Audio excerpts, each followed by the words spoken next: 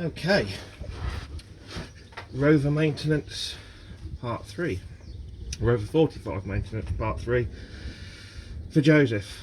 We're going to do an oil and filter change now, and pretty straightforward gravy job on one of these. Oil filters there, yeah, some drain plug is there, move around, we're a bit limited for space.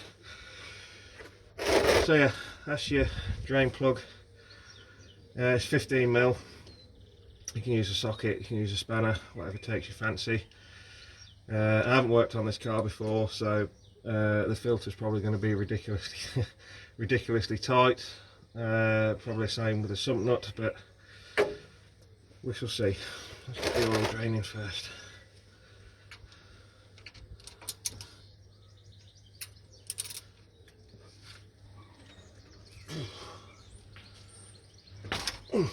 Not too bad. Sure, that's the line. I have gone ahead and warmed the engine up. In fact, I've just done nearly 40 miles in it and drove it home from work. So she's pretty toasty, so the oil will come out pretty quick. So get the bag ready. So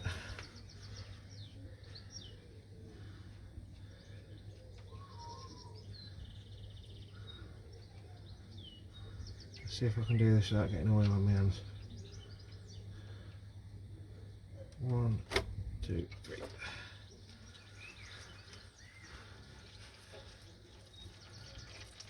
Yeah, it's pretty dirty.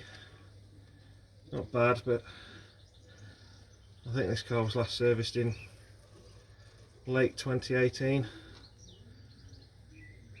according to the history. So I think it'll be me that'll be doing the maintenance on this vehicle for the remainder of its life. So yeah, it's not in bad condition, to be fair. Still got its original catalysts. Someone's obviously fitted good quality parts. It's a Marla filter. It's what I use, well, most of the time when I can get hold of them, depending on what's in stock at the factories. But yeah, so it's still got its original catalyst on it. Floor pan's all nice and clean. It's very dry. Usually you see a lot of oil leaking from these KV6s. It usually comes from the rocker cover gaskets, and the underneath of the car is usually just covered in oil. And but like I said time again, an oil weep looks a lot worse over time than an oil leak, because it has a chance to spread. And so yeah, it's nice to see a dry KV6. And so how tight is this filter going to be? It's either going to be sensible, or if anything that the rear brakes were like, it's going to be ridiculous. So I haven't got any filter wrenches out here at the minute. I can go and get some in the garage if we needed to. So why not just try the grip to start off with. One.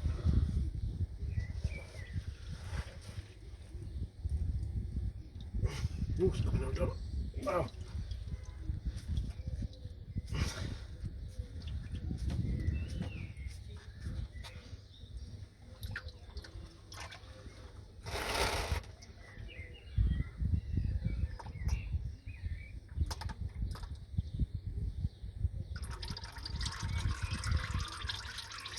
Yeah, certainly one of the easier oil filters to get at,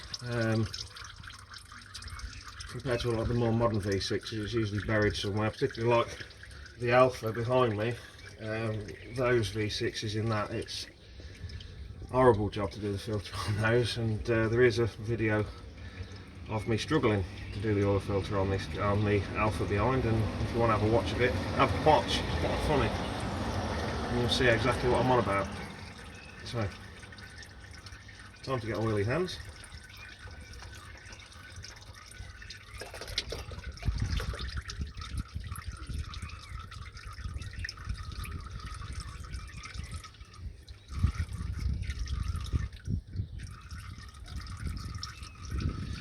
Quick tip, it's always important to make sure when you unscrew your old oil filter, that the old rubber sealing ring, which is this, you can get it off,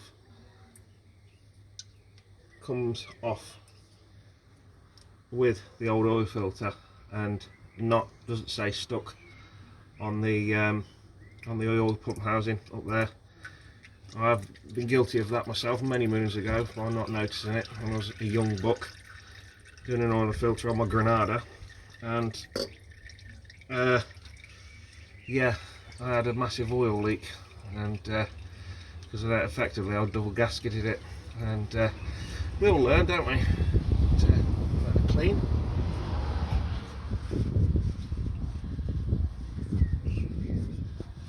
So, very clean engine inside, I'll give it that. It's usually find a lot of black or brown staining in and around there. So, I mean, this engine's only done 60,000 miles, so you know, now it's got a service history with it, so it's been relatively well looked after from what I've seen so far. So you get your new filter. I use Marla filters, as I said, so that's your part number, OC469. Make sure there's no crap in the end.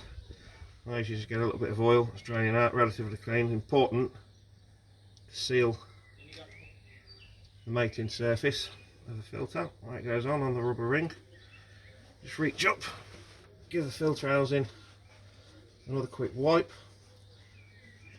like so, and reach up and spin the filter on, like so. And when it touches base, when the seal meets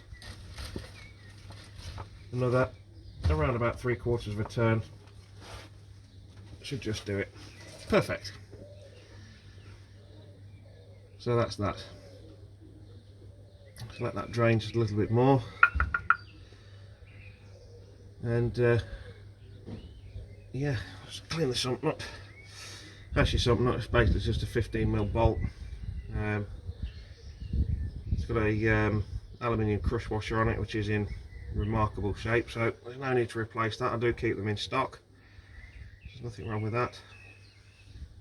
And this is just going to be a short oil change on this. It's only going to do a couple of thousand miles on it, and I'll change it again for Joseph when his MOT is due.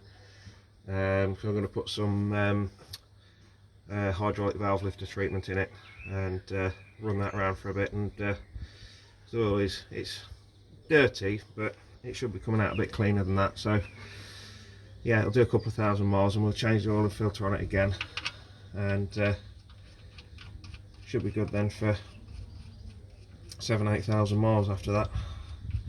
So I do know he's planning on using it quite a lot. And so bolt this back down. Don't need to go mental with these again because it's an aluminium sump. Just use your common sense, like so. Wipe the last of that off. Make sure it's nice and clean. Filter's on, it's tight, there's no seal coming out. And I'll see you in part 2.